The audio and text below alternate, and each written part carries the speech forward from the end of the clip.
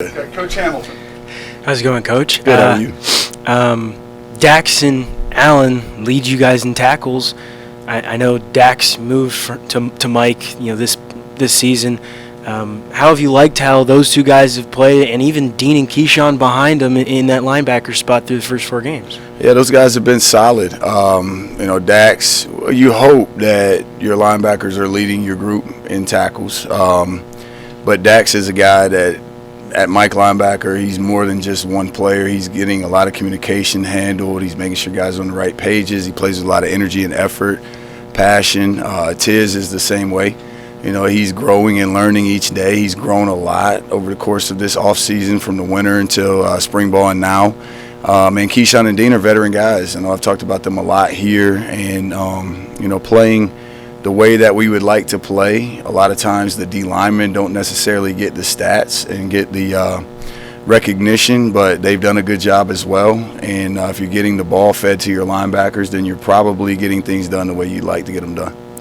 You guys have the ability to rotate so many guys up front, like you mentioned. How has that helped to be able to keep guys fresh, to be able to say start Jordan and Norrell and then start Mario and Kent, Mario and Josh, and just to keep all those guys fresh when the offense, they're not rotating offensive linemen up front? Yeah, you have to be able to do that. For us, I think the difference between O-line and D-line is that the D-linemen have to chase the ball. Yeah. And an offensive lineman, I know they're coached to chase the ball, but a lot of times once they block through the point of attack, they don't have to chase it to try to help get it down or to try to create a turnover or to retrace on a screen or whatever the case may be. But it's imperative that you have that, because over the course of the game, those guys have a lot of wear and tear, whether they're running or whether they're taking on double teams or playing off blocks or all the different things that the game demands from that position. So it's nice to have a group of guys that you can roll in there that are starter quality but also are comfortable with rotating in and rotating out to have throughout 4 quarters of a game.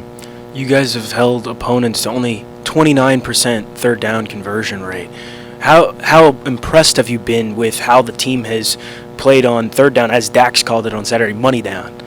Yeah, it's been a point of emphasis coming out of last season, and it's really unit-wide. You get stops on third down with 11 people, and obviously helping with calls is something that we try to do both up front and with our coverage calls. But I think the biggest thing is that guys they understand the importance of it. The ones that we've given up, it's been really either offensive execution or it's been that we just allowed too much space to operate for wide receivers. There were a couple of scrambles or some situations like that we'd like to have those back. But proud of our guys because we made it a point of emphasis. We worked a lot at it from Coach Fuente all the way down against our own offense. And we try our best to have them prepared for all the different scenarios to alert them to the down and distance in those situations always, but particularly on third down.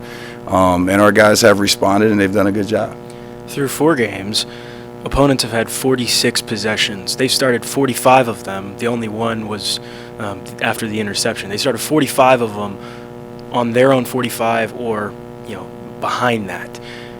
That speaks a lot to the special teams unit. How important is that you guys have good field position? They're, the opponent's kind of in a hole to start when, you guys can kind of pin your ears back and go, that they're not starting in good field position. Yeah, I think complementary football is critical to winning. And mentioning that, I was aware that we got some good starting field position. I was not aware of that stat. But I think Peter Moore has done a good job punting the ball. I think our kickoff coverage team has done a good job. And offensively, they moved the ball to put us in those situations where even if we have to punt, we're punting where we got a chance to get the ball downed or get a tackle on the punt or, like I said, kickoff coverage. But it's complementary football, and it's all 3 units that are trying to help the others.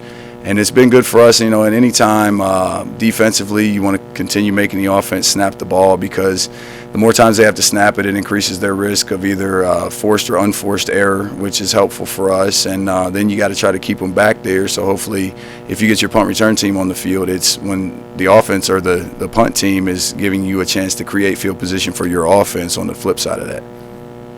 All right, let's go out to Zoom, Mike Barber. Hey, Justin, your defensive line essentially wrecked the game in the opener against Carolina. They haven't been as obviously dominant since then. Are you happy with what you're getting, or do you think, what we saw that first night can be that defensive line night in, night out? No, I'm happy with those guys. We just did a self-scout of our first 4 games right before I came through the morning. All this morning is what we've been doing. And you see some times where guys get displaced from gaps, or guys voluntarily trying to be productive and make plays are outside of a gap. And sometimes it works out, sometimes it doesn't. But part of the game plan going into the North Carolina week was for those guys to be able to play reckless, like not reckless, but with a reckless abandon. And you can do that sometimes. You can't always do that. It was effective for us, as you mentioned, against North Carolina. But with other teams running games, or with other teams play action, or with other teams base downs, what they're doing off of their base run game, sometimes you have to be a little more less reckless abandon, I guess is the best way to put it. And that's really what it's been. But those guys, they affect the game in a lot of ways. It's hard for them to create stats per se, but they can affect it. And like we mentioned earlier, when your 2 linebackers, your starters, are leading the team in tackles, that means the D-line is doing a good job. And I've been proud of those guys, pleased with them. We can all get better, and that's going to be a point of emphasis through the bye week. But they've done a good job, and they understand much better this year than last year of how them playing their space affects the people behind them. And specifically with Barno, what kind of, because he is still relatively new to the position despite how well he's playing, what have you seen from his development here in season? What areas is he continuing to improve in? He just understands so much more about what the O-line, their presentation means with their splits, or with their O-line stances, location of the back, whether there's a tight end or a sniffer present, and what that means, whether it's to him, away from him, down and distance recognition, and really understanding how to play when he is at the point of attack. Because you have a guy like him, a lot of times the way teams want to attack is go right at him, because he's so good at running things down. And he's continuing to grow and get a feel for that. And his production has created attention, and he's learning that if you are a productive player at that position, you're going to draw the attention of the opponents as well, and learning how to play through those things. But he's such a coachable kid, and he just wants to do what's asked of him. He affects the game in so many ways, even if he's not filling up the stat sheet every week. And very proud of him, because he's an unselfish guy. He's not worried about what stats he gets. He's just trying to help us win. And he does that in ways that when you turn the film on, you see it, even though if you're just watching the game or watching highlights, he may not always show up. He shows up in a lot of ways. But very proud of him and his growth and development. And he still has so much more that he can grow into. And he's eager to do that, and we're eager to coach him to do that. Thank you. Hank? Hey, Justin, when you played, and for many years before and after, it seems like the quality of the defense was a constant. It's kind of what Tech was known for a long time. Last year, obviously, COVID kind of put a crimp in that. How gratifying is it for you to see you guys back to kind of upholding that tradition? It's been good. As coaches, I think we always want more and we want better. But what's been nice is that our guys have collectively bought into each other, and they've started to see some fruits of that labor. Whether it be, we have not been perfect by any means, but being able to get off the field on third down, to be able to limit points that an offense has scored, to be able to respond after a couple of plays in the West Virginia game, which could not have been a worse start for us, to be able to come back and to create some turnovers, to be able to make some adjustments, to be able to give guys a chance to win the game in the fourth quarter, is all things that are tests and challenges we needed to face. And sometimes we've come out on top of those, sometimes we haven't, but the resiliency of our group and the desire of them to play for each other and to be coached and to be corrected and to practice at a standard that's been set long before us is very encouraging. And it's also the motivation for us as coaches to come in every day and try to find ways to put them in position to have success and to create field position or momentum for our offense.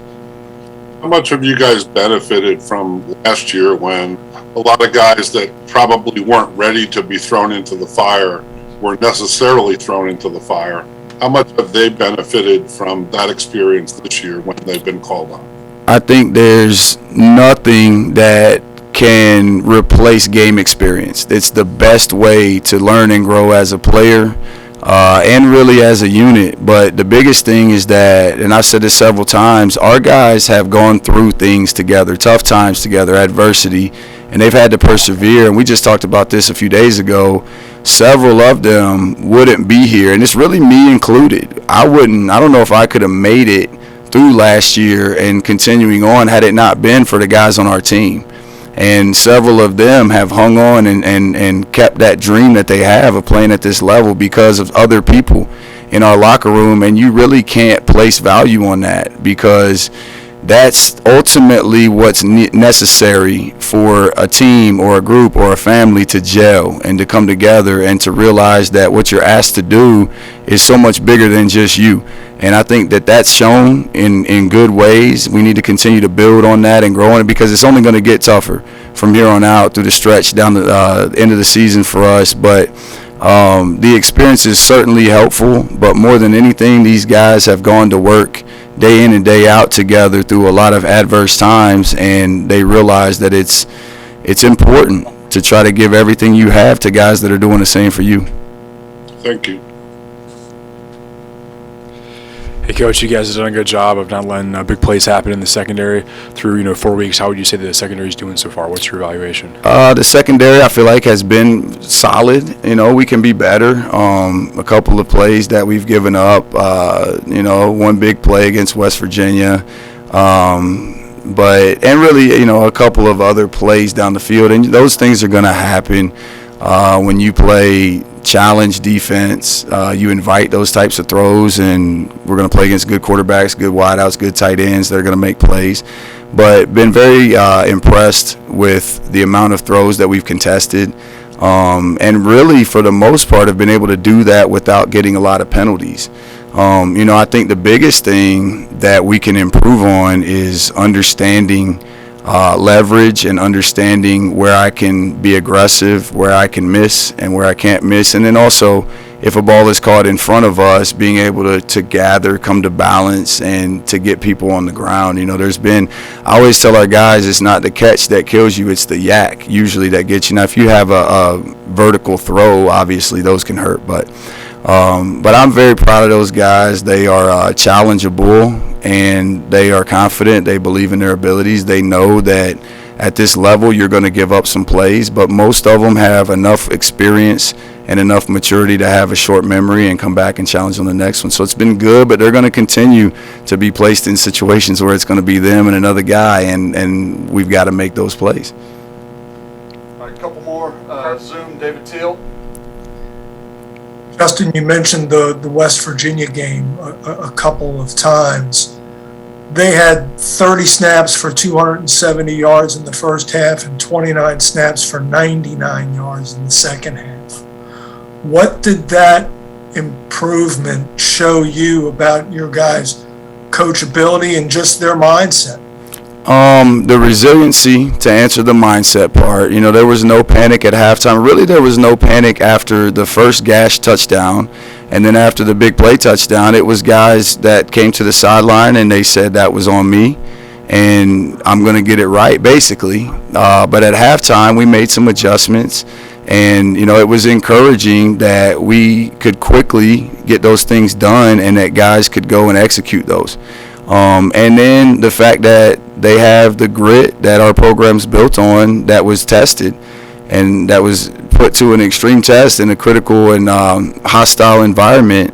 And they were able to come out and one by one, the first half the second half, didn't start off great for us either.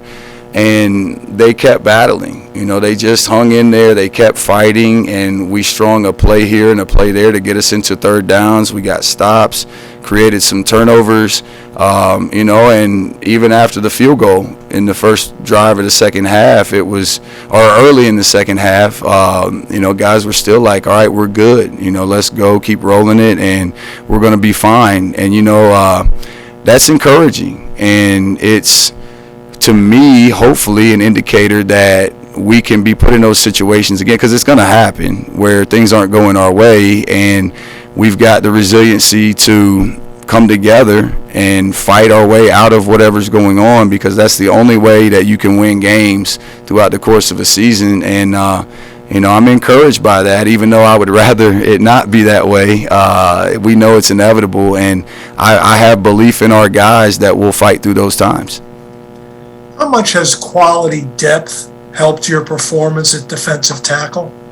I mean, it's paramount. I don't know of any in the history of football. I don't know of a solid defense that didn't have depth really everywhere, but especially up front, whether they're a 3-4 defense or a 4-3 defense.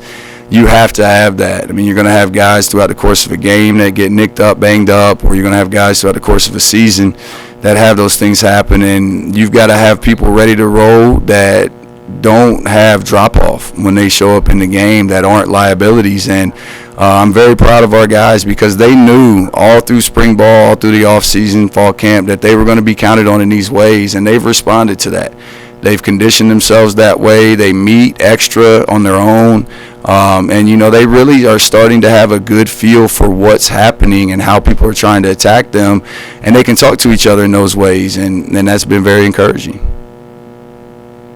All right, one more, Tim.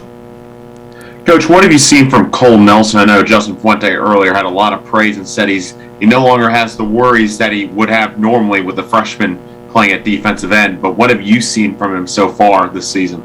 I've seen a guy that is mature beyond his years, which we thought we were getting before he came here, and a guy that he reminds me so much of the type of guys that Coach Foster played with forever here, that he practices the way he plays. He's a one-speed guy that is reckless with his body, that is physical, a high motor.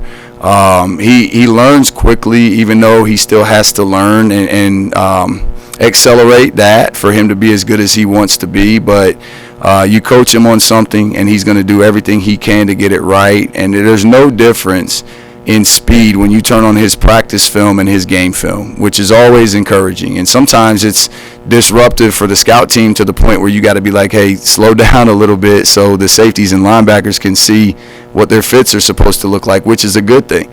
I'm talking about in scout team with that, but he's a guy that glad he's in our program, because in my opinion he ups the intensity of everything that you do, whether it be your weightlifting, your practice, whether it be your meetings, and he's very, very low maintenance. High motor, low maintenance, and disruptive is always a positive thing to have anywhere on your team, but particularly on the defensive line.